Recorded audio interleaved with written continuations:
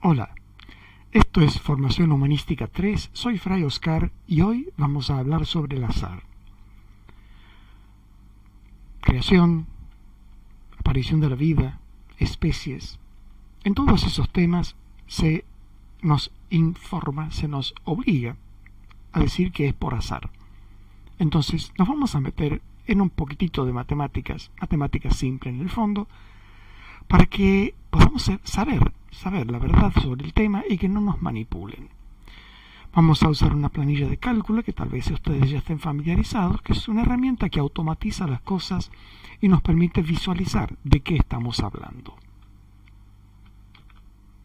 Entonces, si tengo un cierto número de elementos, supongamos unas cuantas monedas que tienen un lado anverso y un lado reverso, ¿cuántas combinaciones se pueden hacer con ellas? Las primeras, de a una por vez. Las segundas, esas pero dadas vueltas, una por vez. Después combinarlas de a 2, de a 3, de a 4, y así sucesivamente. El número factorial es el número que se consigue multiplicando el factorial del número anterior por el número actual. Eso nos da el número de combinaciones que se puede hacer con n elementos. 5 monedas, n elementos. El factorial se obtiene multiplicando el factorial del número anterior por el número que me interesa. Este número crece extremadamente rápido. Es brutal como crece. Vamos a verlo.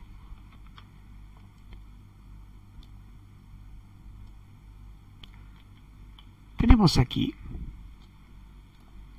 los elementos. ¿Con cuántos elementos vamos a combinar?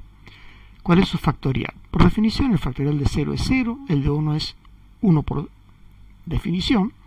A partir del 2, este 2 se obtiene multiplicando 2 por 1. La planilla de cálculo nos permite hacer esto, tomando la esquina y corriéndola hacia abajo, que nos calcule los números sucesivos. Y ya podemos ver el factorial de 3, o sea, ¿cuántas combinaciones puedo hacer con 3 monedas? 6. Con 4, ya tenemos 24. Con 10 monedas el número llegó a los millones. 3 millones y pico. Es un número tan grande que empieza a volverse inmanejable. Entonces, acudimos a la notación científica. Esta es la misma planilla. En 10 empezamos a usar la notación científica.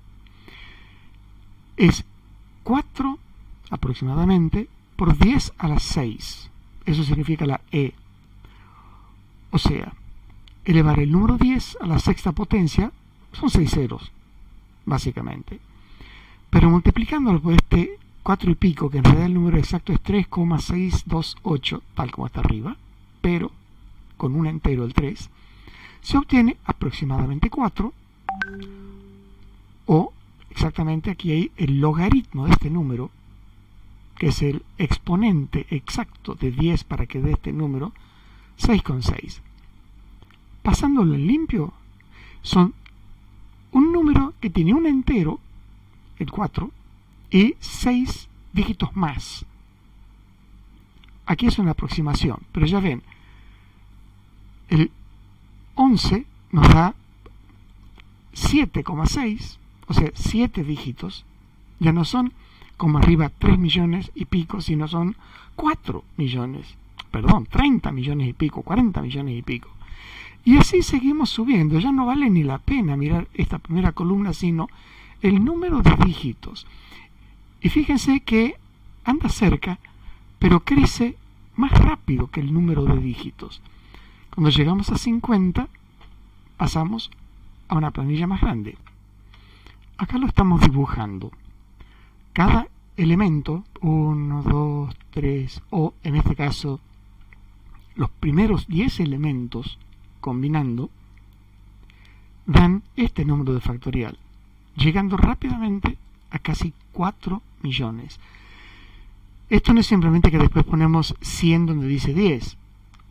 El cambio de escala se vuelve más grande porque, fíjense, crece tan abruptamente, o sea, la transición de un número al otro es tan violenta que de 9 a 10 hay un saltito, pero de 10 a 11 el salto nos hace pasar mucho. Por eso es que hemos ido a los logaritmos.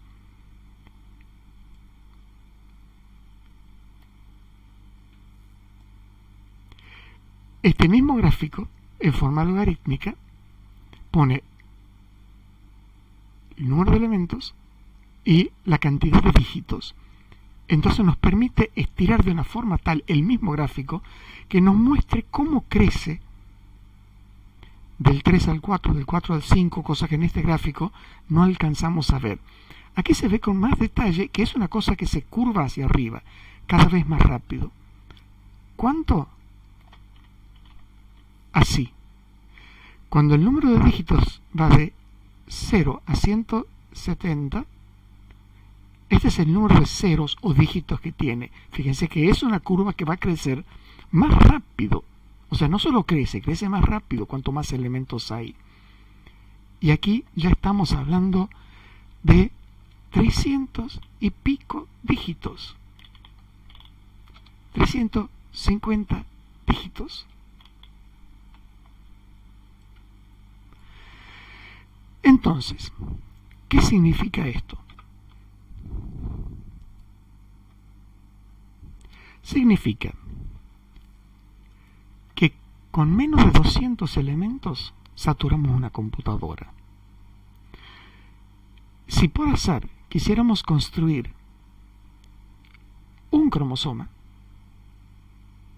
o un átomo complicado para el caso, el uranio tiene 235 protones y 235 electrones. Estamos hablando de 500 elementos para combinar. Para que salgan exactamente donde tienen que estar para la combinación que quiero, hay que probar el número factorial, es decir, un número que tiene 300 y pico dígitos. Pero el cromosoma de la más pequeña de las bacterias tiene 120.000 pares. Cada par tiene un montón de átomos. O sea, el factorial de 120.000 es un número casi inexpresable. O sea, el número de dígitos, que es el exponente de 10, ya no va a ser cientos. Va a ser cientos de miles de millones. Un gogol, 10 elevado a la 100. Pero eso, a su vez, elevado a la 100. Y aún así,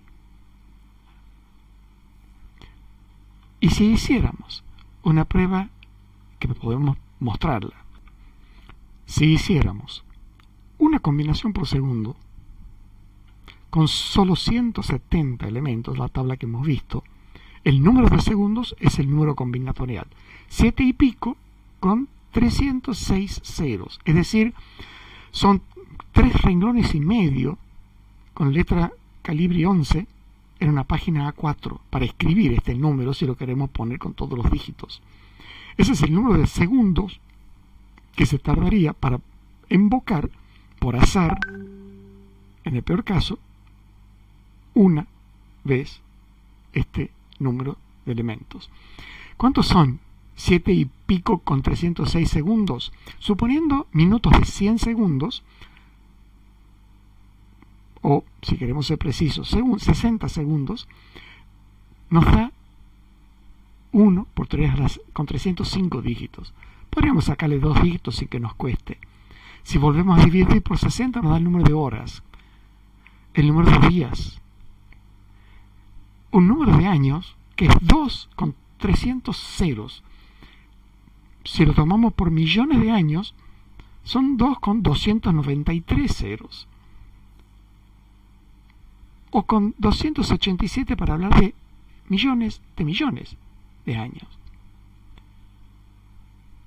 Probando, entonces, una combinación por segundo. El número de millones de años que lleva a conseguir esto es enorme.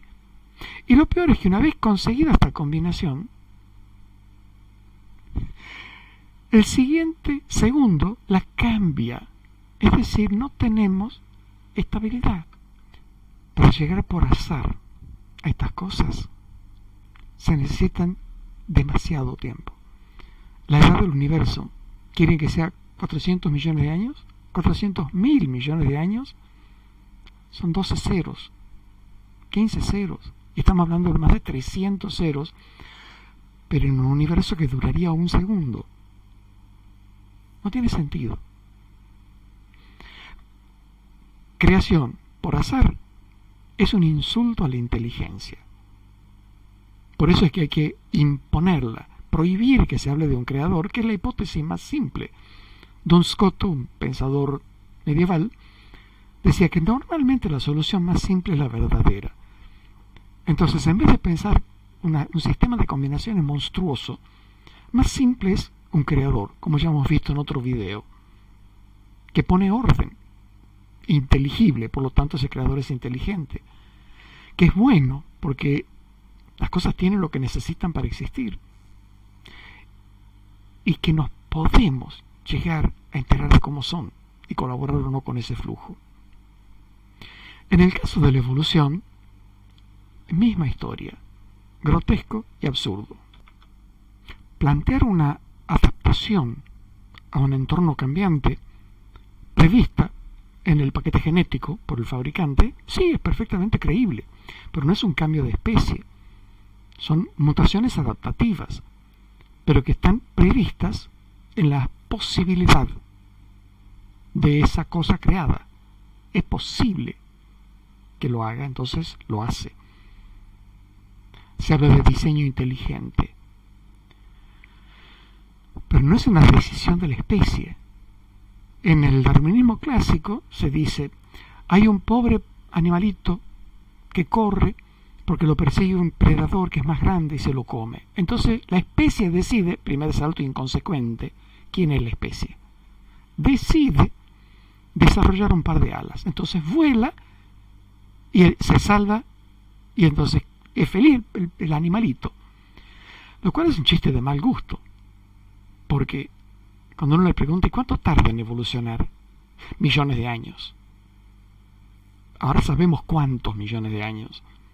Pero aunque fuera un número chico de millones de años, mientras están creciendo las alas, tiene que correr con dos cosas que le cuelgan, cada vez más grandes y pesadas. Y el predador, comiendo de lo lindo, no es una vía de supervivencia, es la extinción. Por otro lado, aunque lograra desarrollar las alas instantáneamente, con el mismo derecho el predador desarrolla alas instantáneamente y lo persigue. No sirve para explicar la supervivencia de las especies. Es mentira la supervivencia del más apto como la plantea el darwinismo. A nivel de individuos, sí, pero a nivel de especie, grotesco. Es una burla, un insulto a la inteligencia. Se podrían decir cosas sobre la personalidad esclavista, y todas las cosas que se saben de Darwin, pero no hay que atacar a la persona, hay que considerar sus argumentos. Su argumento es patético. Ya hemos hablado de eso en otro video. Nos queda entonces maravillarnos de la creación, de el acto de existir en cada instante, de que haya continuidad. Recuerden, si se probaran las combinaciones, estaría cambiando en cualquier dirección al azar. No hay continuidad. Maravillémonos ante este entorno creado, este cosmos. Descubramos sus leyes para poder fluir con ellas.